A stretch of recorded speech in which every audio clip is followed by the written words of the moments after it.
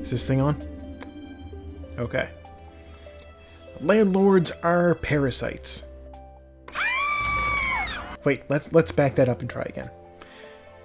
2004's Kung Fu Hustle is a martial arts comedy in the Chinese tradition of wuxia, which is a genre of tales that deals with young men, usually skilled in some form of combat, overcoming oppression. For the less culturally diverse among you, think Robin Hood. This is Stephen Chow's follow-up to the 2001 smash hit Shaolin Soccer, and it's honestly just as charming, even if it does take itself a little seriously at times. Also that CGI could use some work in places, but I won't hold that against an 18-year-old movie. Alright, long story short. You've got this gang in the opening scene, the Axe Gang. They conquer China in a time of social unrest. The gangs run the country, basically. The government is powerless to stop them. The police are on the take. And that's the setting that this movie takes place in. We cut to Pigsty Alley. It's poor, it's a crap hole basically, but the people are there living their lives. They are so poor that even the gangs don't care about them, because what can you extort from people with nothing? Singh and his buddy, they walk into town, pretending to be members of the Axe Gang. They try to extort somebody for a free haircut, and it doesn't work out. The actual Axe Gang ends up showing up. They pick a fight with the townsfolk, and it turns out that there's 3 martial arts masters living in the city. The Axe Gang does not like getting beat up, so they hire the top assassins on the market at the time. These 2 assassins go to town, and they go to town. They end up killing the 3 martial arts masters. However, the landlord and the landlady who own the town, turns out they're even better martial arts masters. It just everybody knows it. It's just convenient. They beat up those musicians and send them packing. The Axe Gang desperately need somebody tougher. So they go to an insane asylum and they recruit the Beast, the #1 killer. He just wants a good fight. So he fights the landlord and the landlady, and he beats them up. And Singh, at this point, a member of the Axe Gang, he realizes that something is not quite right. I just realized I'm, not talking about our protagonist at all. Singh is our protagonist. He wants to join the Axe Gang. So he's doing all these things to get in good with them. And it pans out eventually, but at this point he realizes that he's being a total asshole. And he has a crisis of conscience. And at the end, the boss of the Axe Gang hands him a fucking leg from a pool table and says, bash their heads in, to the landlord and the landlady.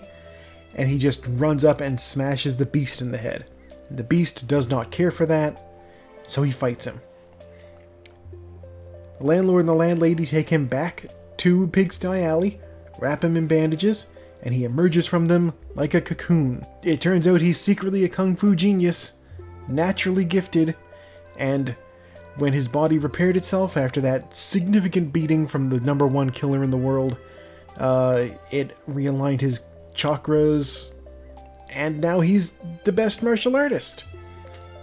And he just obliterates the Beast, who surrenders and is like, oh, teach me your ways. And he's like, yeah, I can teach you. I guess when I put it that way, it doesn't sound great, but it's great. It's great. It's funny. It's funny the whole way through. The plot is window dressing for a lot of other fun stuff. I need to talk about the time period that this film takes place in. The visuals of the film tell a lot of story. They do a lot of work for you. They basically employ what is Hollywood shorthand for the 1930s.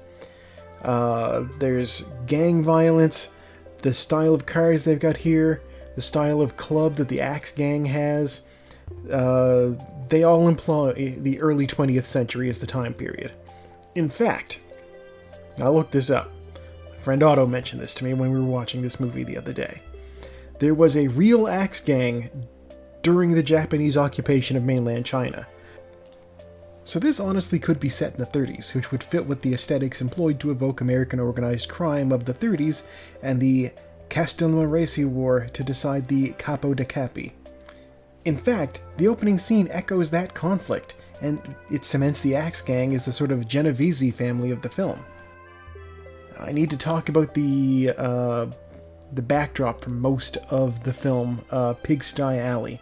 It's clearly based off of Kowloon, the walled city, a poor but ungoverned part of China that existed as a sort of conundrum prior to Britain's lease on Hong Kong expiring. Okay, this requires a little bit of history. See, China leased Hong Kong to the British for 99 years back in the late 19th century, which is why Hong Kong was considered British territory up until 1997. Side note, this was actually a key plot point in Rush Hour. Tom Wilkinson was part of the British government and was pissed that his pilfered artifacts were going to be handed back to the Chinese. Back to the main point though, there was a Chinese enclave established on the island, and it became sort of a strange situation, because neither side wanted to handle law enforcement there, and so, like, the triads, the gangs, became basically headquartered there, because they knew if it got there, the cops wouldn't chase them. Nobody wanted to handle the law enforcement, and in the end, both sides decided that the best course of action was to just tear the whole place down. So down it went in the 80s. But yeah, clearly Pigsty Alley is based off of Kowloon, just from the aesthetics. I mean, look at this. Come on now. Everybody's dirt poor. Honestly, if you could afford to not live in Kowloon, you would not live in Kowloon. The fact that it was just run by the gangs. Come on now. Yeah, even just the square architecture, the square block construction of the place, the brutalist style of the buildings. You know, they were popularized by the Soviet bloc, but say what you will, it is functional architecture. So I think that is meant to evoke that image. And that, I believe, would tie it back in even more strongly to gang stuff. This is a film for the Hong Kong audience, and the mainland China audience, and it got a Western release, but originally it was for them, and so it's written with that perspective in mind. This is very much a message that they would get as a visual metaphor. Oh, this is a lawless land right here. I mentioned earlier that this film was done in the style of wuxia. One of the key points of wuxia is that an underclass hero rises up against the oppressors. This could be quite troublesome for contemporary Chinese media, given the state of the affairs in the country. But they sort of sidestep that issue by placing it far enough in the past. The landlords are the closest thing to a genuine authority figure in the film. They are both kind of awful, but because of the status of the neighborhood as a sort of unruled area, it's not important enough for the gangs to care about in this period of social unrest and disorder. They're basically the head honchos in the area. They own the place, but because of that, they're not like a stand-in for an actual legitimate government. You know, basically you cannot say, oh, they're the equivalent of the Communist Party of China. You can't do that. So the movie is safe. The movie is safe in China. The landlady, she yells at her tenants when they need something that a landlord honestly should be reasonably providing. You know, like water? Having dealt with this sort of issue, not fun to have to deal with your landlord not wanting to do their part of the bargain. That's a bad landlord.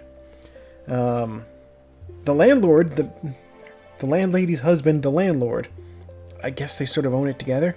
He is a total lech, just absolute. Though he is an equal opportunity lech, so at least there's that.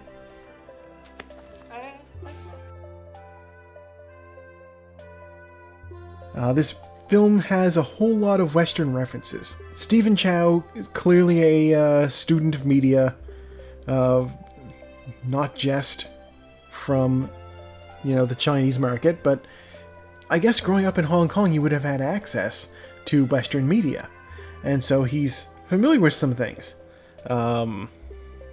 Here's just a few examples.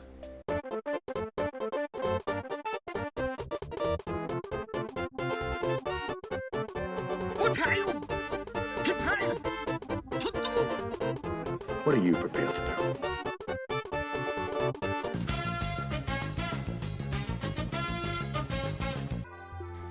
I need to talk about the villains in this movie. It sort of escalates in terms of the bad guys. We have the first villain we are introduced to is the leader of the Axe Gang. We get him in the first few minutes of the movie, Brother Sum. In order to cement Brother Sum as definitely a bad guy, they have him brutally murder the leader of the Crocodile Gang in the streets, and then after he assures his wife, I don't kill women, he just takes a gun and shoots her in the back. You know, you see that sort of thing and you're like, okay, this guy is clearly, this is a bad dude, you know? The musicians, I think they're officially billed as the harpists, because they play a lap harp. When they are dealing with one of the kung fu masters in the town, the coolie, the one guy is playing the instrument and sending, I don't know if this is the pun they were going for, but he's sending sharp notes. Sharp notes. He's sending sharp notes at him. And before they kill him, it slices a cat in half. If there's one thing that we have learned from JoJo's Bizarre Adventures, it's that killing a pet is a fast track to villainy. You want to establish somebody as bad, have them do that. This is the sort of thing it would, I think, warrant a... This would warrant a warning on Does the Dog Die, perhaps. It's off camera, but you can see the shadow. It's not John Wick levels, but it is unquestionably there. And these are unquestionably bad dudes. Similarly, you have the Beast. When he's introduced, he tells us he just wants a good fight. That's all he wants. When he comes face to face with the landlord and the landlady, he says to them, you know, I don't care about this gang stuff. I just want to fight you and either kill you or be killed by you. That's all I want. And in the end, he proves that he's not above cheating. He is not a pure martial artist. And this is the whole establishment of him, was that they talked about him being put in the asylum because he went crazy from studying kung fu. He was so devoted to kung fu that he just went bananas. And honestly, the mindset of I want to fight somebody and either kill them or be killed by them, yeah, maybe you belong somewhere like that, buddy. But yeah, they that's his establishing, and then they reveal, oh no, he's not above cheating though, and he does indeed cheat in the fight with the landlord and the landlady. Although I suppose you could argue they cheated too by using weapon first.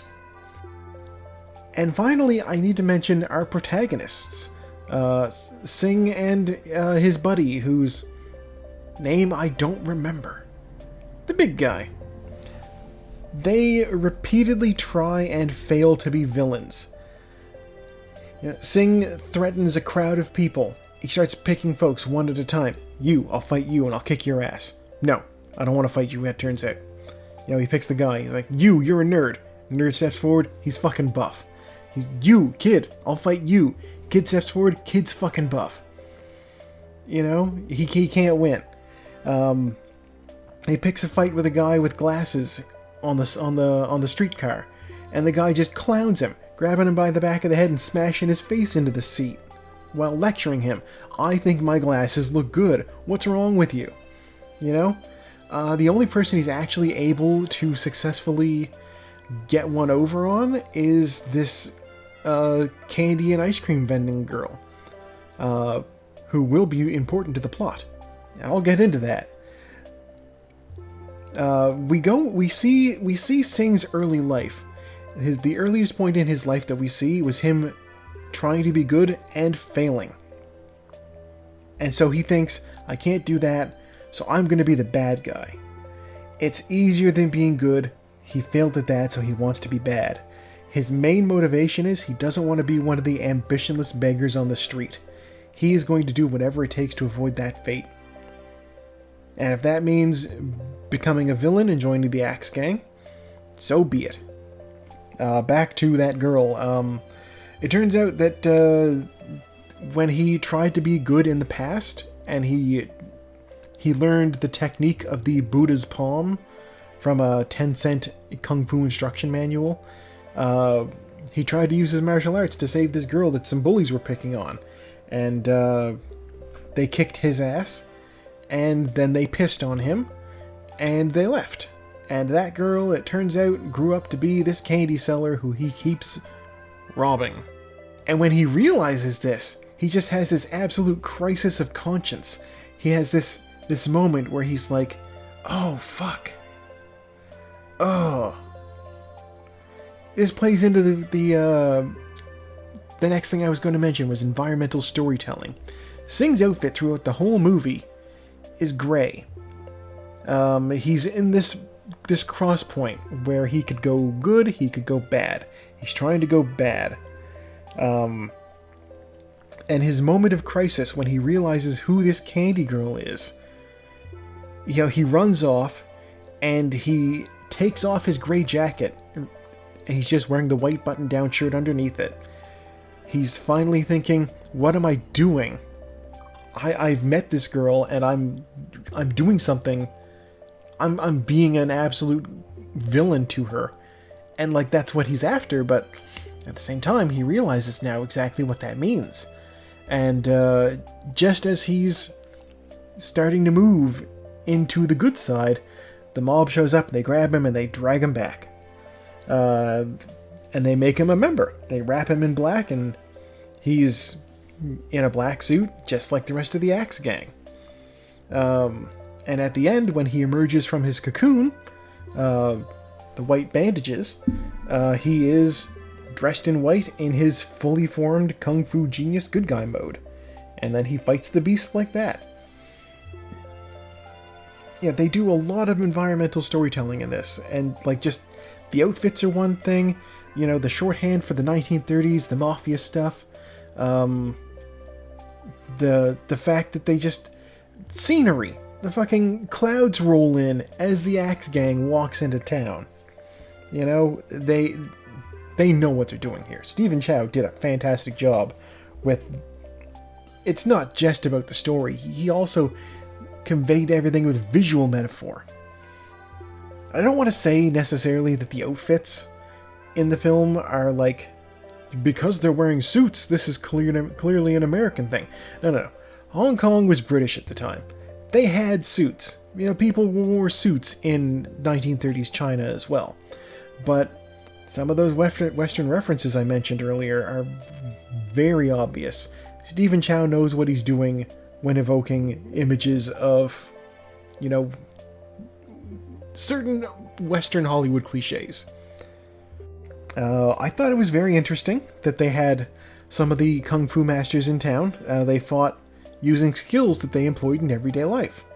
The noodle maker, he had these giant rolling pins. I've seen this sort of thing before.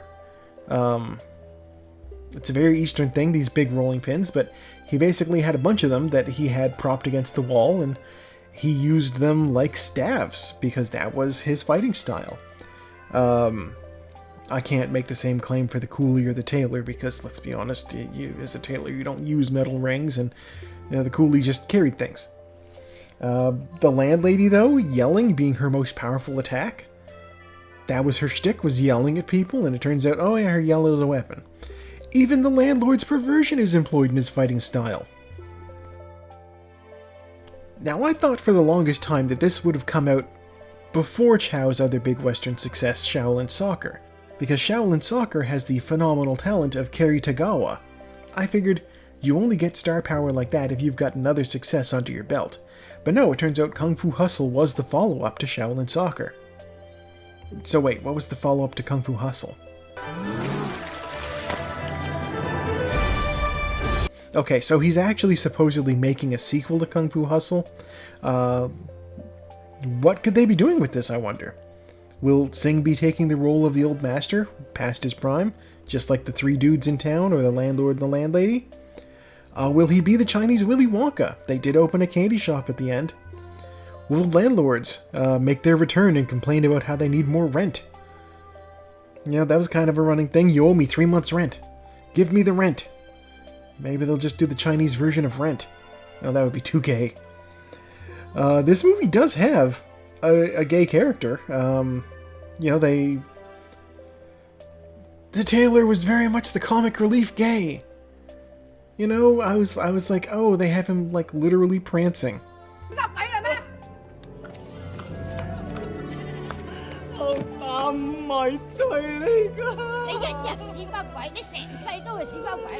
He's wearing very see-through shorts.